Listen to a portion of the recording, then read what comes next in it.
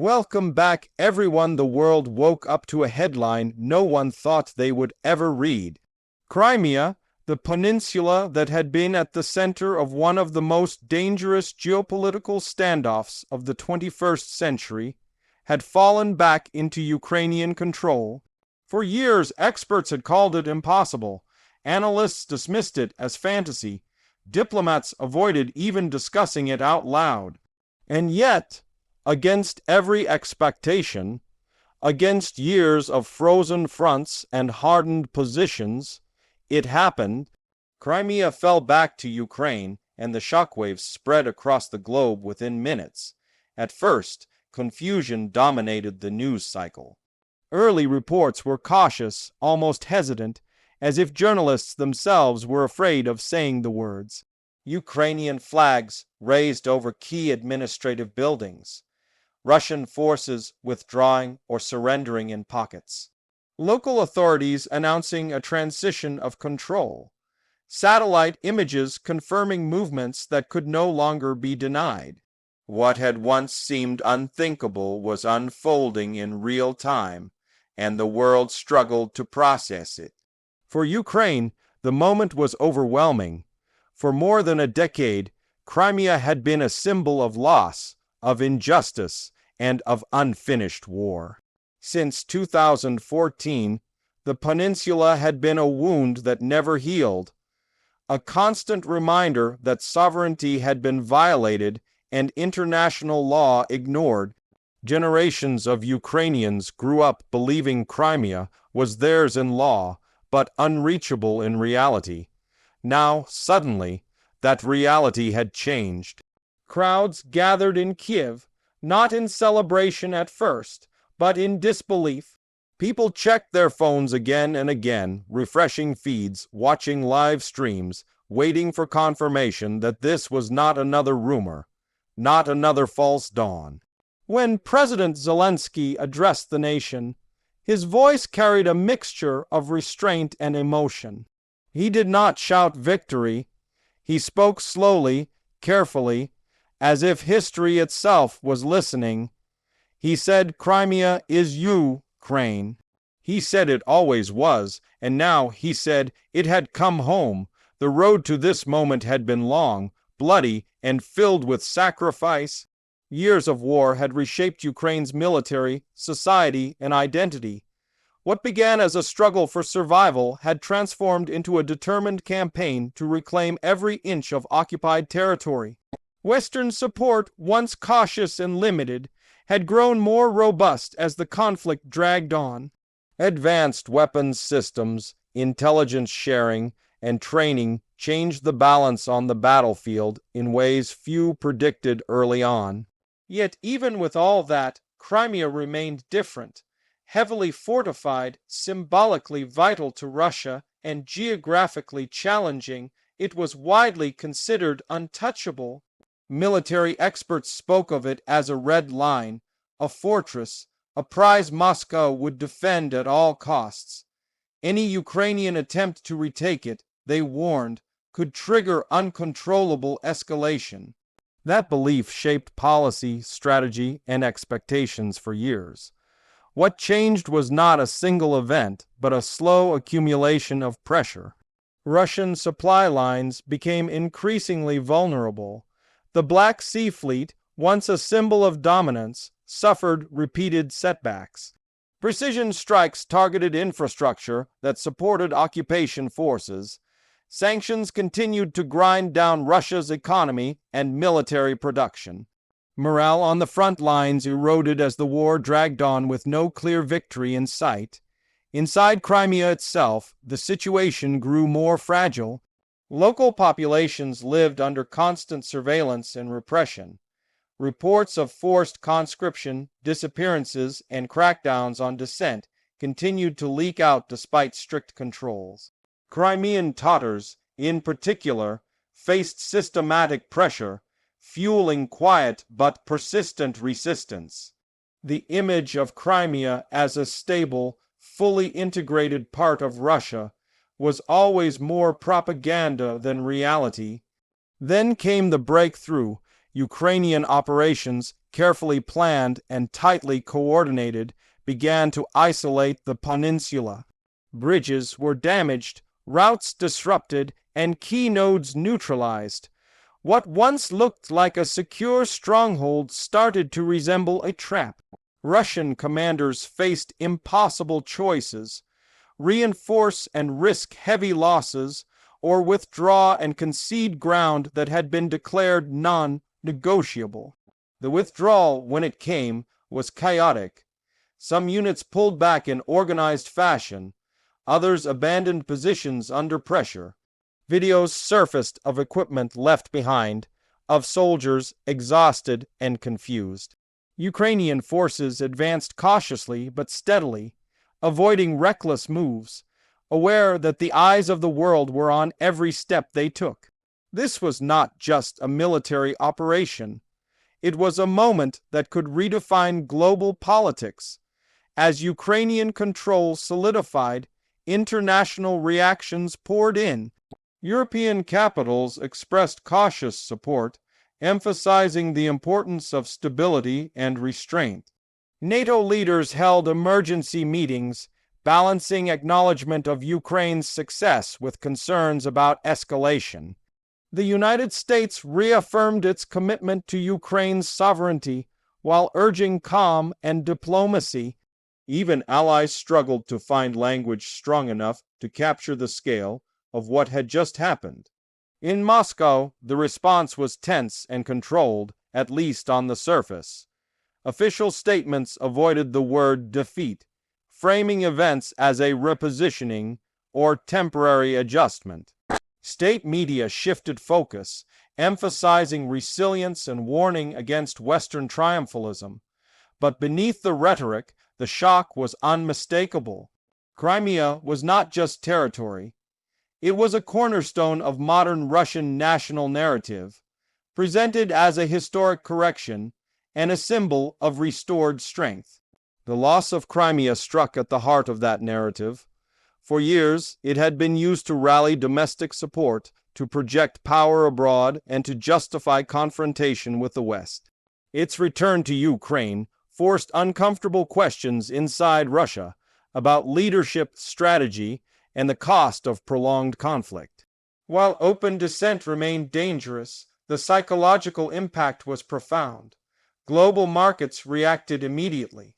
Energy prices fluctuated as traders tried to assess what the shift meant for Black Sea security and supply routes. Defense stocks surged in some countries, while others saw dips amid fears of instability. Currencies wobbled, and investors sought safe havens, reminding everyone that wars are not just fought on battlefields, but ripple through economies worldwide. In the streets of Simferopol and Sevastopol, life was tense but strangely quiet. Ukrainian authorities moved quickly to establish order, emphasizing protection for civilians and adherence to international law. Messages were broadcast in multiple languages, urging calm and cooperation.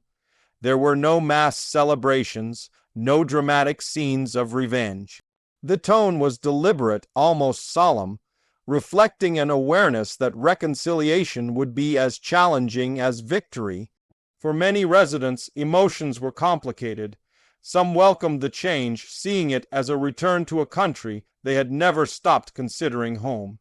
Others feared what came next, uncertain about their future after years of living under Russian administration.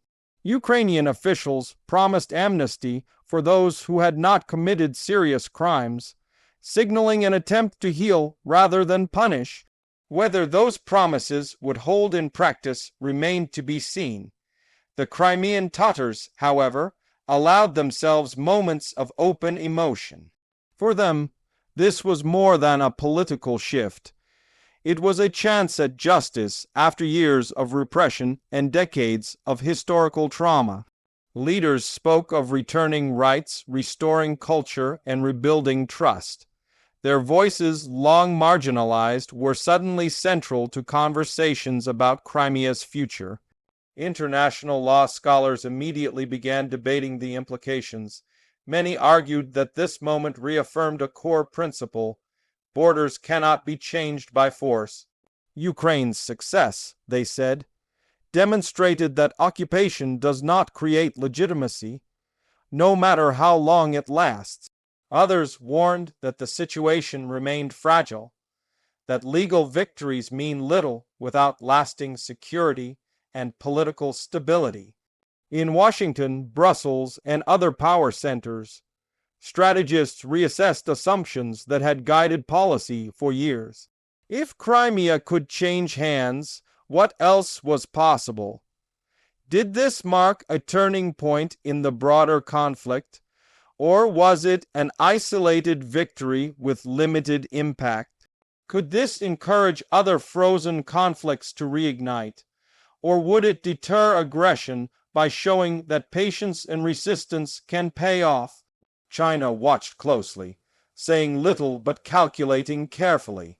The precedent of territorial change through military means, even in the opposite direction of Russia's 2014 move, raised questions Beijing could not ignore.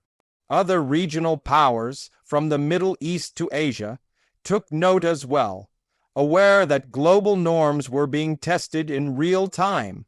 For Ukraine, the challenge ahead was immense.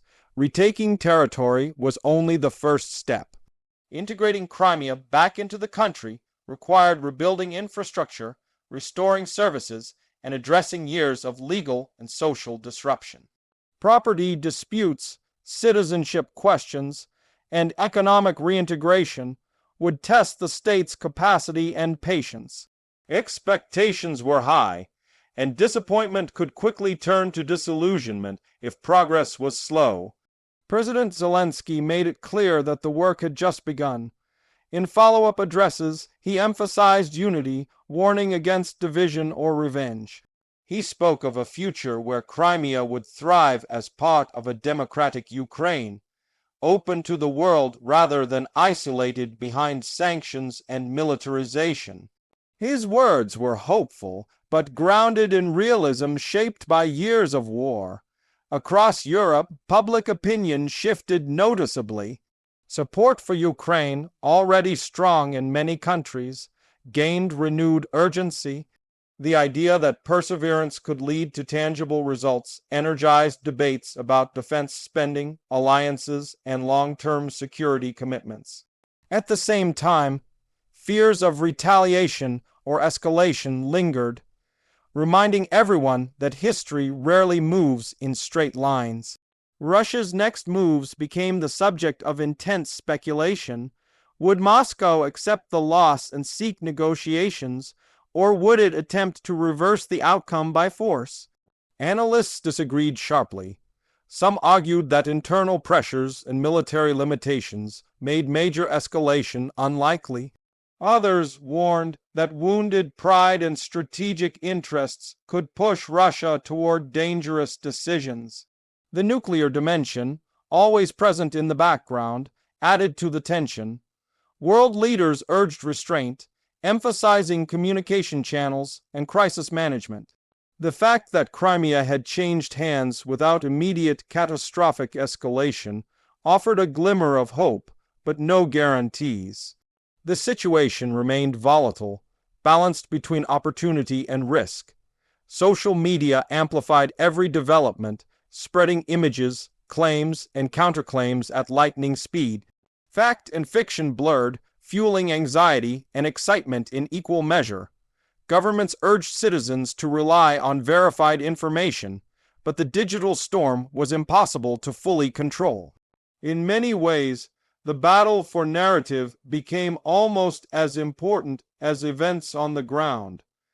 As days passed and the initial shock settled, deeper reflections emerged. Historians compared the moment to other turning points that once seemed unimaginable until they happened. They reminded audiences that history is full of surprises, that certainty is often an illusion maintained until reality breaks through. Crimea's return to Ukraine joined that long list of events that reshaped assumptions overnight. For ordinary Ukrainians, the meaning was deeply personal. Families who had been separated by borders and politics began to imagine reunions. Veterans who had fought since 2014 saw their sacrifices validated, though not erased. Grief for the dead remained, but it was now mixed with a sense that their loss had not been in vain. The world continued to watch, aware that this chapter was not yet finished. Crimea's fall back to Ukraine did not end the war, nor did it solve every problem. But it changed the story. It shifted the axis of what people believed was possible. It reminded governments and citizens alike that power is not static, that endurance matters, and that even the most entrenched situations can change. In the end, perhaps the greatest impact was psychological. The idea of inevitability, so often used to justify aggression and despair, was shattered. Crimea's return challenged the notion that might makes right forever. It showed that time, pressure, and resolve can alter outcomes once thought permanent. As night fell across different time zones, the same images played on screens worldwide. Ukrainian flags over Crimean buildings. Soldiers standing watch, not in triumph but in vigilance. Civilians going about their lives under a new, uncertain reality. The world was still in shock, still trying to understand what this meant for the future. One thing, however, was undeniable. A line had been crossed, not by invasion, but by reversal. History had turned a page, and the world would spend years reading the consequences of that moment when the impossible happened, and Crimea fell back to Ukraine.